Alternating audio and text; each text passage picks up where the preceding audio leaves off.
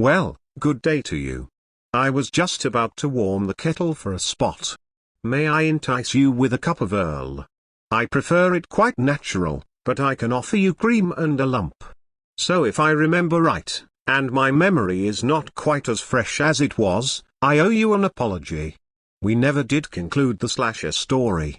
I am glad to begin anew with the subject. I had found that the chief inspector was the mastermind behind the grilled cheese distribution ring but not the killer. He had, apparently, lost his mind when I uncovered his involvement. He had kidnapped Eliza, and when cornered, was shot and killed. My little Emily had escaped his plans, you see. Eliza had secured a babysitter for her that evening. She had wanted to surprise me with a romantic dinner. She had been killed by an errant driver on a morning jog. I was devastated, to say the least. But I did have Emily, and so we set about rebuilding our future. So, if you'll allow me to continue, I shall resume writing my manuscript for you. I had respectfully declined an offer by the State Special Investigations Agency. I was content to resume my prior duties. I was still consumed with the slasher case. I had been quite wrong in my original assumptions. I had forgotten the old proverb of the word assume. To assume makes an ass out of you and me. A valuable lesson. I hope you retain it. We had moved to a new house.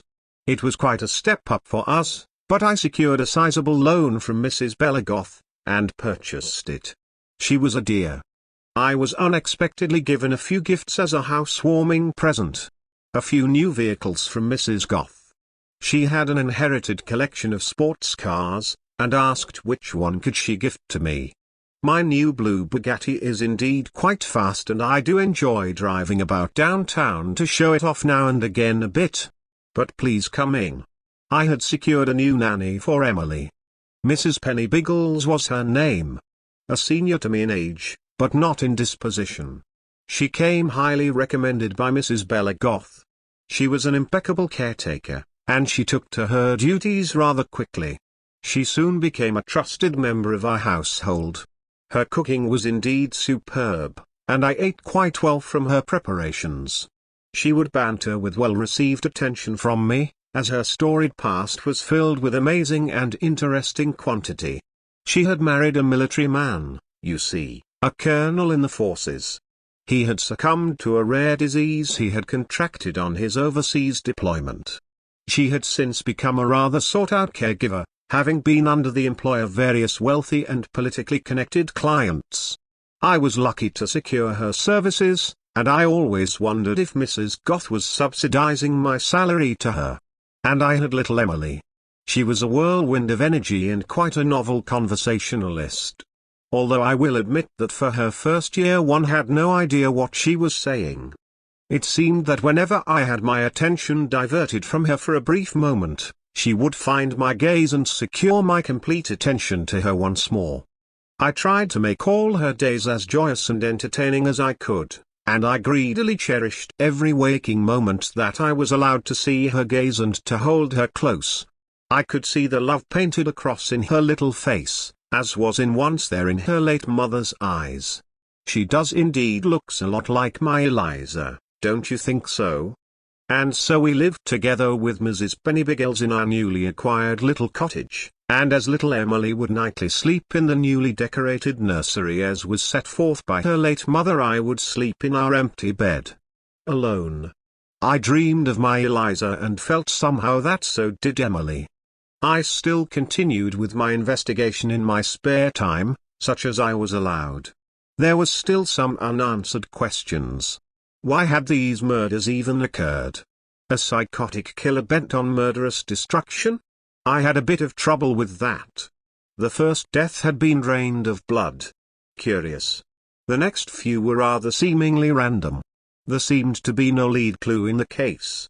It had eventually been reassigned to Special Investigations Force, and I wondered what contribution I might be able to give in the investigation. I soon found out when I returned to work what that contribution might be.